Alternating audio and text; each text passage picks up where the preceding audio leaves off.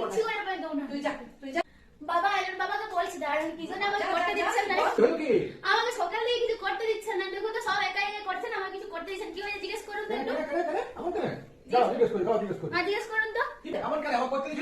তবে শোনো, ও ঠান্ডার ভয়ে আজ 7 দিন চান করেনি, তারপরে বলছে আমি রান্না করবো। তুমিই বলো আমার দেওয়া উচিত না উচিত না? ও সেই জন্য তাহলে তো মোটামুটি ভাবছি আর 10 দিন কাটিয়ে মানে আর 10 দিন স্নান করবো না তাই বলিস না, যা তুই যা যা।